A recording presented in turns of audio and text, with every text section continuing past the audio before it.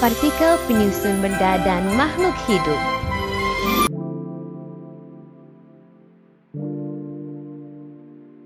A. Partikel dalam benda hidup dan penyusunnya. Partikel adalah bagian terkecil dari suatu materi yang masih mempunyai sifat materi itu. Partikel dapat berbentuk atom, molekul, dan lain-lain. Dan ion atom adalah bagian terkecil dari suatu unsur yang masih memiliki sifat unsur tersebut.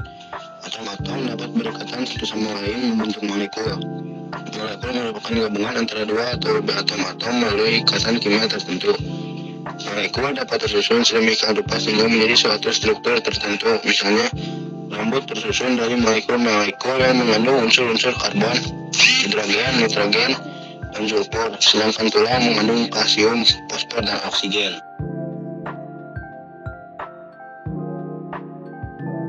Atom dan partikel penyusunnya.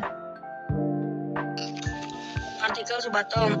Atom tersusun atas partikel-partikel penyusun atom atau partikel subatom, yaitu neutron N, neutron P, dan elektron E.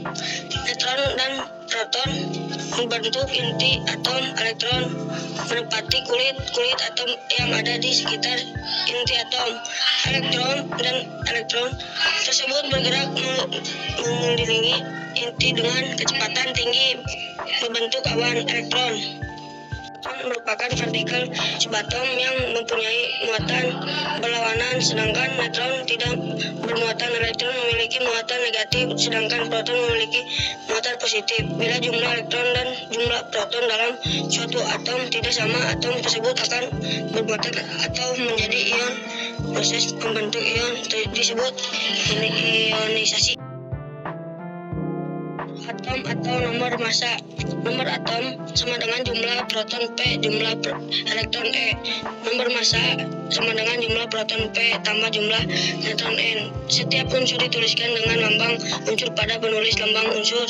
Nomor atom ditulis sebagai subscript turun di kiri lambang unsur, sedangkan nomor massa ditulis sebagai subscript naik di kiri atas lambang unsur. Prinsip pembentukan molekul dan ion. 1. Konfigurasi atom. Susunan elektron di dalam suatu atom atau yang disebut konfigurasi elektron, sebagaimana dijelaskan pada model atom Bohr. Elektron bergerak mengelilingi inti atom menurut tingkat-tingkat energi tertentu yang disebut sebagai kulit-kulit atom.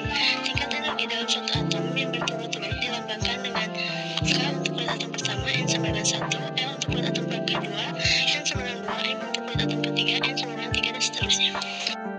2.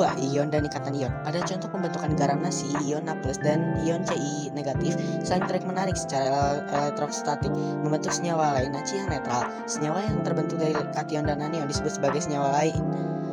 Gaya tarik-menarik gaya elektrostatik antara kation dan anion dalam senyawa tersebut disebut ikatan ion. Pembentukan ikatan kimia melalui penggunaan bersama elektron oleh dua atom disebut ikatan kovalen. Senyawa-senyawa yang antar atom berkaitan kovalen disebut senyawa kovalen. 3. Identifikasi unsur.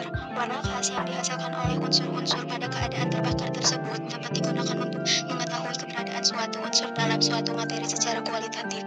Prinsip tersebut digunakan oleh ilmuwan untuk mengidentifikasi suatu unsur secara kualitatif dalam suatu bahan dan disebut sebagai uji nyala. Sifat zat dan hubungannya dengan partikel penyusun dan strukturnya.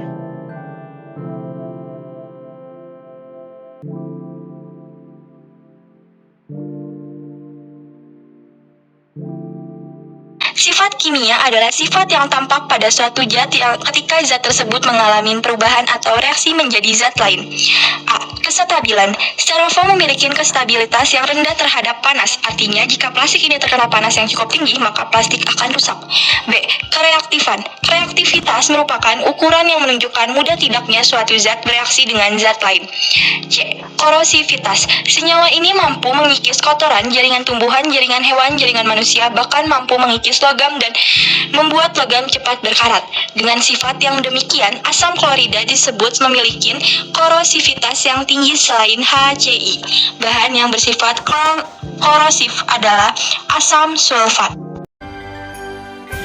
Sekian, terima kasih. Kalau terima gaji belum kerja.